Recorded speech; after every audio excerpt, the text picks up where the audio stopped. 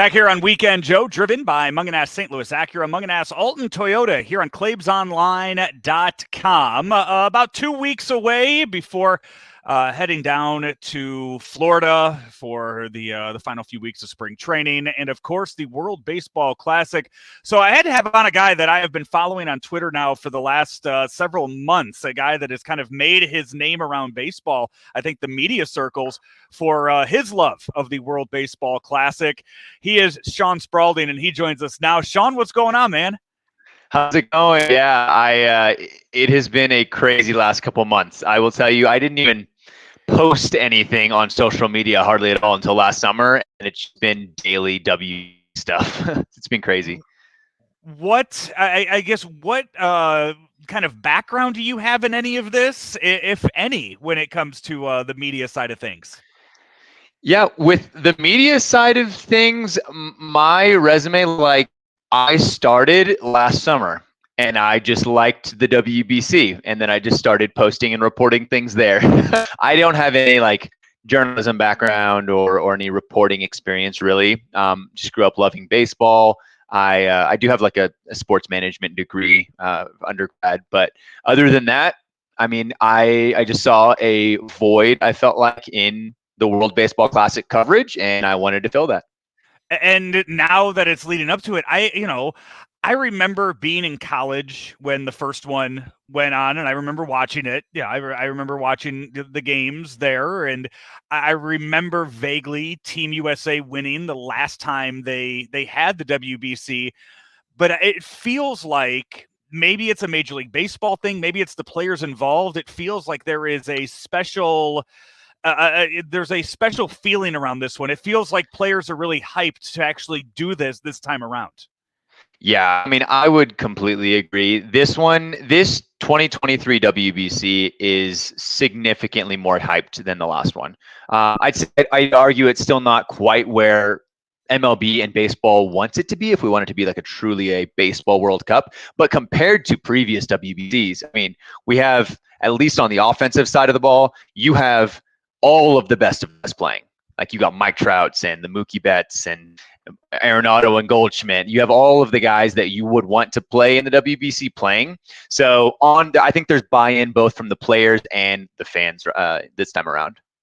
And yeah, that's going to make it, I think, a lot more enjoyable. Is it because, I mean, do you think it's just because they're younger players? Do you think it's been because it's been so long and a lot of these guys didn't get a chance the first time around?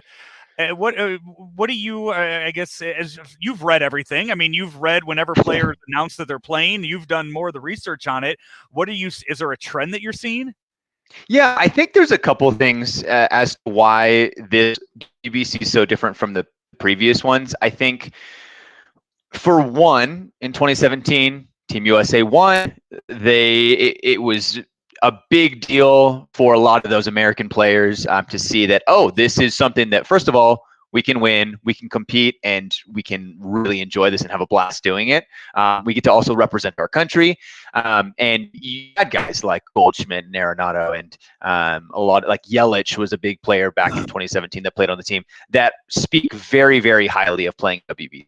So when you hear Mike Trout, who is the biggest name that is playing in this WBC, other than, I guess, Ohtani, Trout decided, hey, I'm going to play this year. I didn't get to play in 2017. If you listen to him in interviews, he talks about how at the time he thought that was the decision for his career, just to focus on spring training.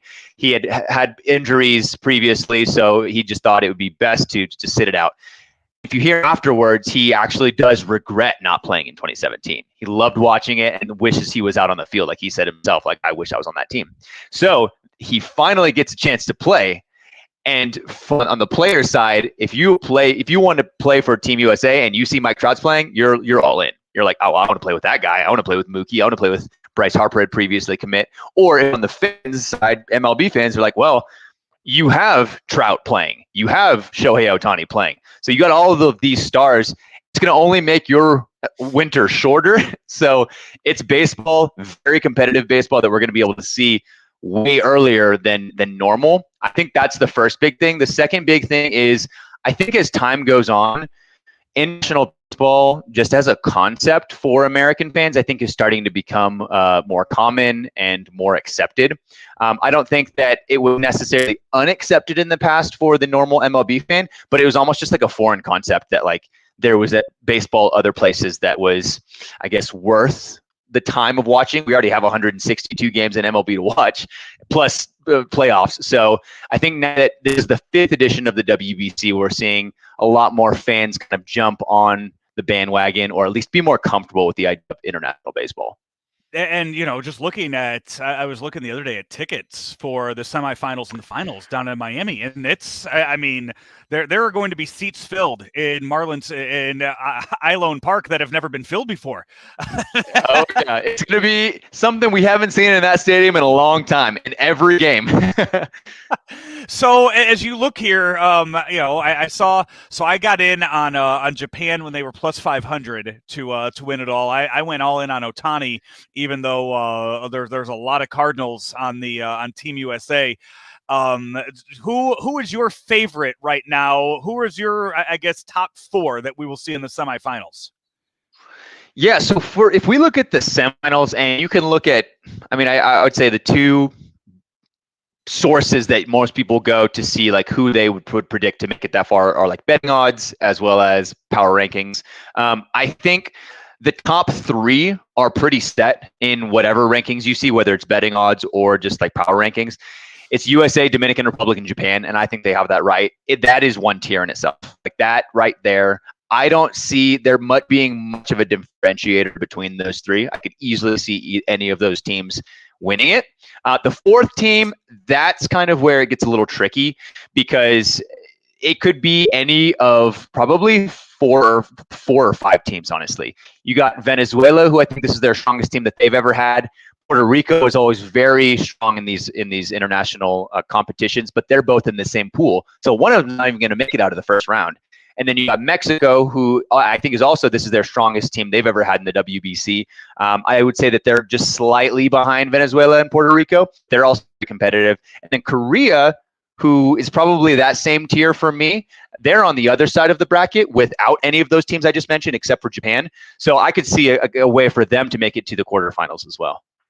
Yeah, I saw today as we sit here and record this on Tuesday night. I saw that Team Puerto Rico is going to that they are going to all dye their hair blonde. They're all going platinum blonde in it's to show solidarity in for that. So they are. In 2017, they did the same thing.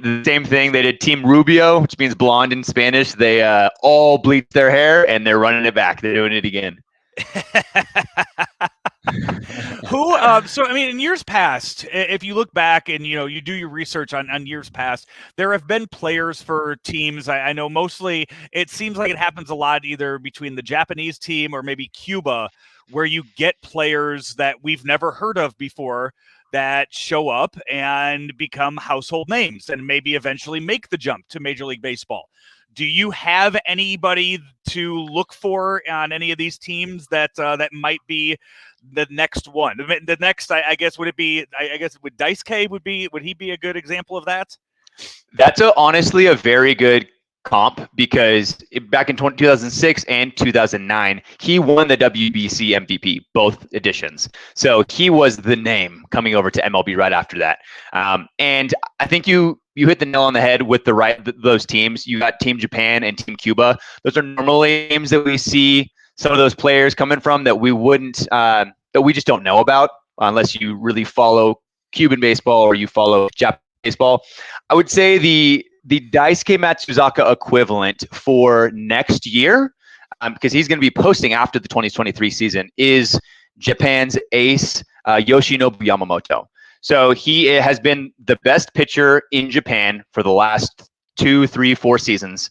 The last 2 seasons, actually 3 seasons. It's either 2 or 3 seasons. He's won not only the Cy Young equivalent in Japan back-to-back, he's won the MVP, I believe, back-to-back, and the pitching triple crown in back-to-back seasons. He has an ERA sub-2 for the last 2 or 3 seasons. Hasn't had a single season, I don't believe, since his rookie season above 3.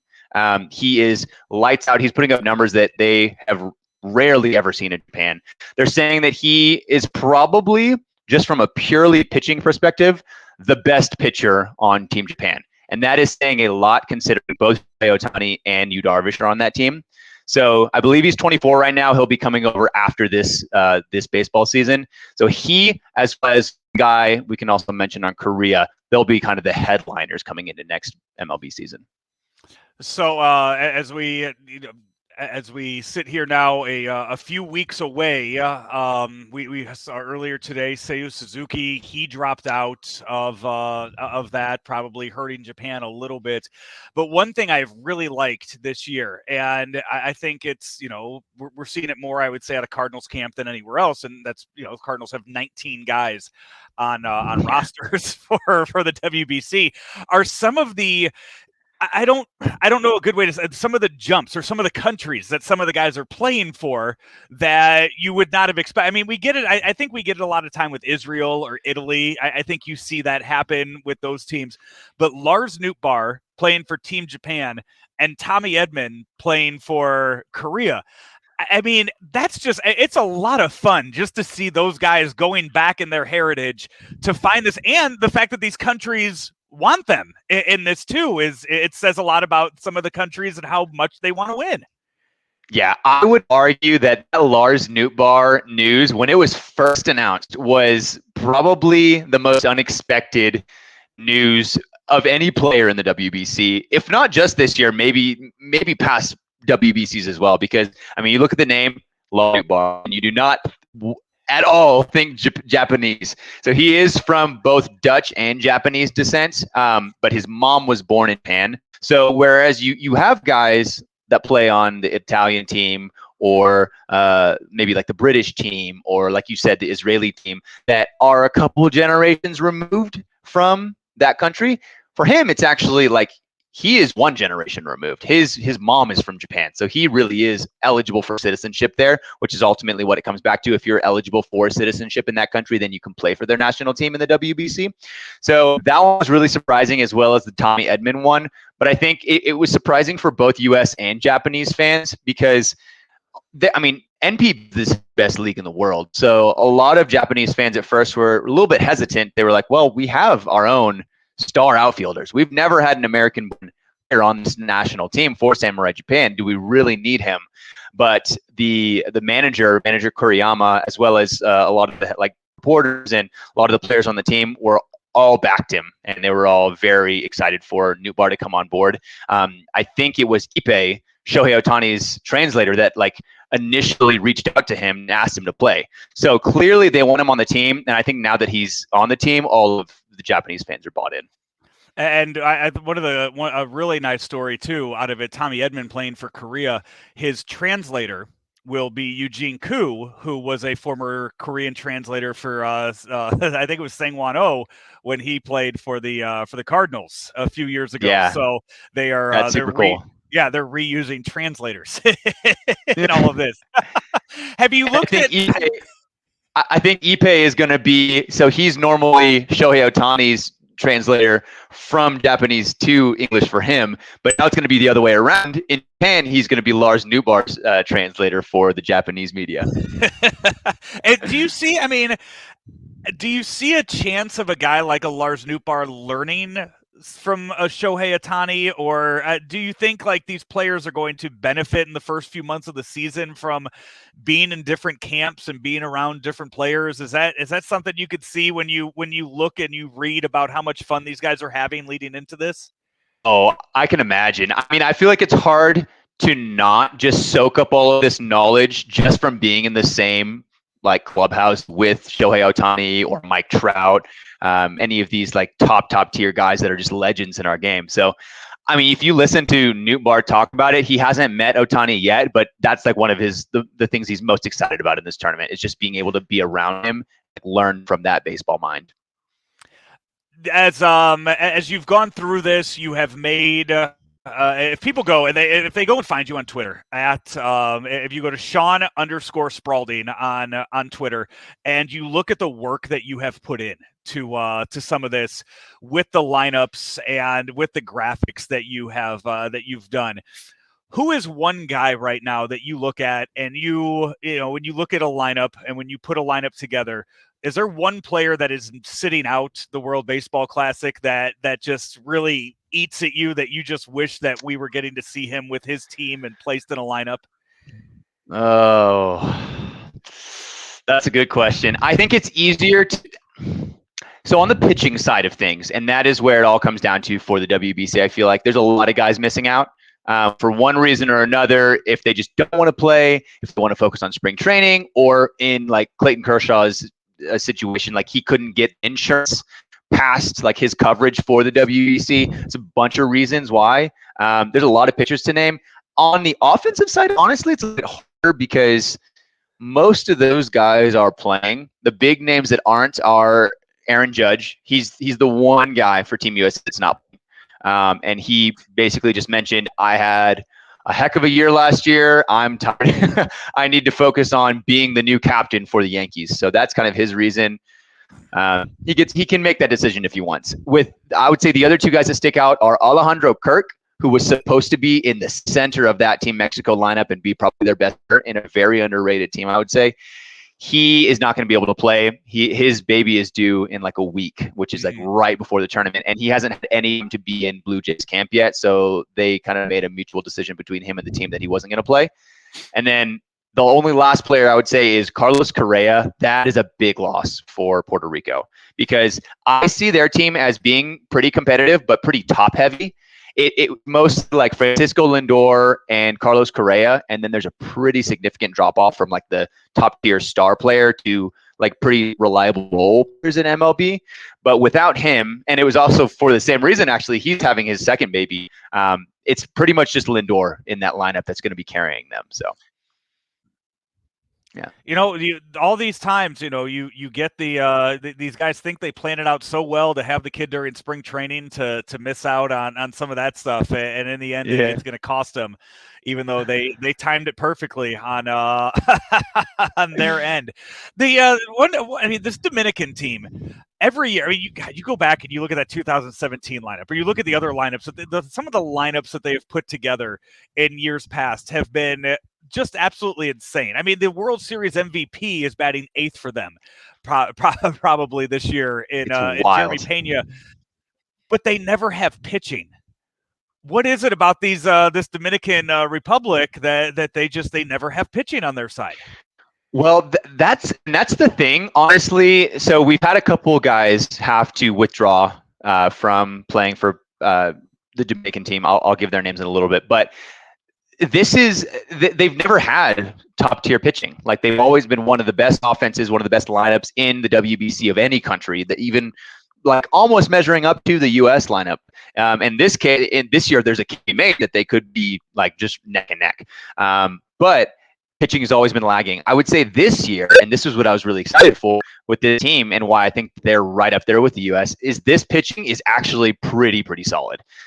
This is the best pitching that they've ever had in the WBC. They have NL Cy Young winner Sandy Alcantara. They have Christian Javier, who just threw a no-hitter in the World Series. Is one of the like dark horses that like people like to make hot takes that he might win the Cy Young this next year. And then you got like Johnny Cueto or Roansy Contreras, who's really young for the Pirates. And then they got a bunch of bullpen arms like Brian Abreu, like Rafael Montero, a lot of Astros, Hector Neris. So this is definitely their best pitching they've ever had, even with losing out on Framber Valdez and Luis Castillo, Luis Severino, and Freddie Peralta. So, what is pool play will start up here in about a week. Give me a game in pool play that you are really looking forward to, a matchup in pool play that you cannot wait to see. I cannot wait to see USA versus Mexico, because if you follow international sports at all, specifically soccer, you know the heated rivalry there is between the US and Mexican teams. And so if you like, when we look back at the 2013 WBC, if you talk to like players and coaches from that game, they played each other in 2013. It was like 75% Mexican fans, even though they played in, I believe, LA. They may have been in Phoenix. But even in the US, it was still a majority Mexican fans. So it's going to be electric. It's going to be Phoenix a week and a half from now. So that's going to be like probably my most anticipated game in that pool. Then you go to like Pool D, any of those are going to be. But I'm really excited for Puerto Rico and Dominican Republic, as well as Venezuela and Dominican Republic. Are you going to make it to any of the games? Have you done enough with all of your research and everything to get invited to go to any of these in Phoenix or Miami? I'm trying to iron out the details as we speak. Honestly, tonight I'm hopefully trying to finalize some things. As of right now, it's looking like I'm going to be there, and hopefully I can make it to both pools. Hopefully earlier in Phoenix and later in the tournament in Miami. Awesome, man. I got to say, I've been watching. I have shared many of your lineups with friends and colleagues that you have posted anytime there are roster updates, and I appreciate the hard work you have done and the excitement that I have had leading up to it. I think you have added to that with everything that you've done these past few months. Thank you. I honestly, that's really encouraging, and I really appreciate that because I mean, like I mentioned, I saw a void in WBC coverage. I saw that no one was talking about it, and there was no roster news at all until they were finally released less like a month ago. So I wanted to make it just more, just easier to digest and like more visible. I like visual content, and so that's why I made those graphics, and hopefully they've helped create more of a conversation and a stir around the WBC. Well, hopefully you and I cross paths then in Miami, Shawn. Appreciate it all. Keep up the great work, and we'll keep following you and all of your content on Twitter. Thank you very much. Thank you so much. This was a blast.